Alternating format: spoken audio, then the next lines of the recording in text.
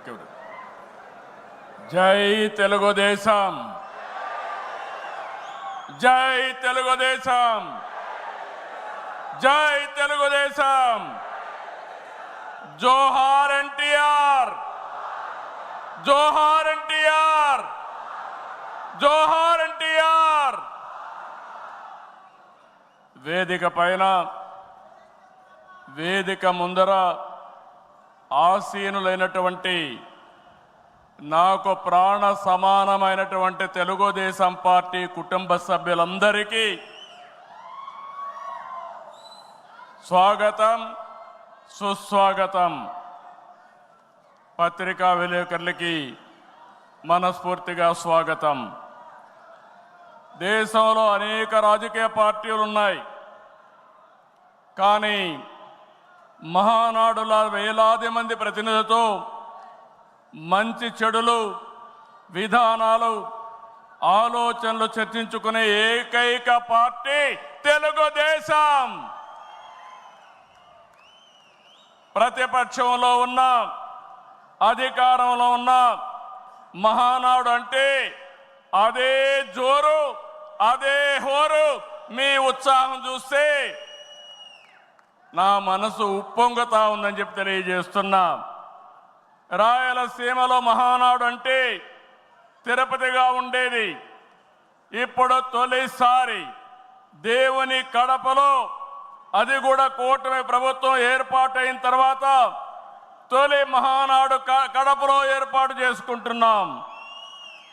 ఈరోజు కడప గడ్డపై జరుగుతున్న ఈ మహానాడు చూస్తే ఎన్నికలై ఏడాది జరుగుతున్నా మీలో ఆ కసి, ఉత్సాహం, ఉద్వేగం ఏమాత్రం తగ్గలేదు. నేను చాలా మహానాడు చూశాను. దగ్గర మనం చూస్తే 34 మహానాడులు మనం జరుపుకున్నాం.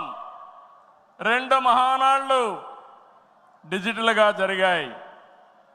అయితే ఈసారి కడపలో, దేవుని గడపలో జరిగే మహానాడు ఒక చరిత్ర సృష్టించబోతుంది.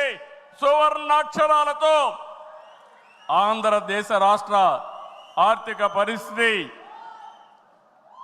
ఒక దశ దిశ నిర్దేశిస్తుందని చెప్పి తెలియజేసుకున్నా. ఈరోజు చల్లని వాతావరణం.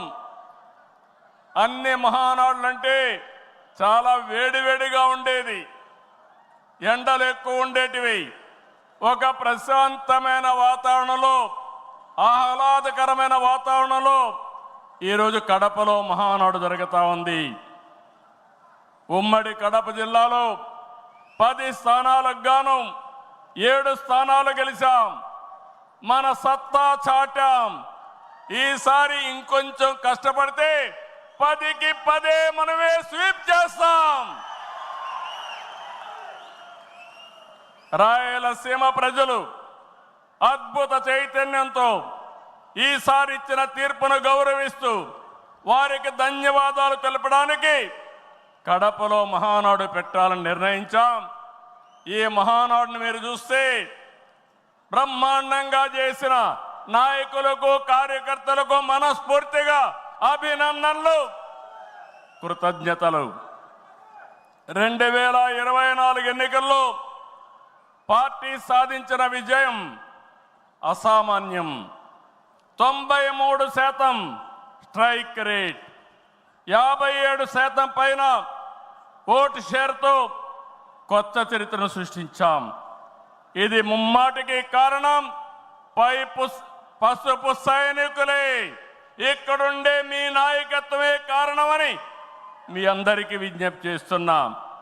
మీరు చేసిన పోరాటాలే నేటి అధికారం, మీ త్యాగాలే నేటి ఈ స్థానం. ఇది కాకుండా సమయానుకూలం మనం ఎప్పటికప్పుడు స్ట్రాటజీ కూడా ఆలోచించినప్పుడు జనసేన, బీజేపీ పొత్తు పెట్టుకొని ఎన్డీఏ ఏర్పాటు చేసుకున్నాం. దానివల్ల కూడా ఈరోజు ఈ మహా విజయానికి దోహదం చేశాయని చెప్పి విజ్ఞప్తి చేస్తున్నా. ఏమీ ఆశించకుండా దశాబ్దాలుగా ప్రతి గ్రామంలో జెండా మోస్తున్న కార్యకర్తల వలనే మనం ఇక్కడున్నాం. నేనే కాదు, ప్రతి ఎమ్మెల్యే, ప్రతి ఎంపీ, ప్రతి మంత్రి గుర్తించుకోవాలి. 43 ఏళ్ల ప్రస్థానంలో దేశంలో ఏ పార్టీ ఎదుర్కొన్నటువంటి సంక్షోభాలు పార్టీ ఎదుర్కొన్నాం.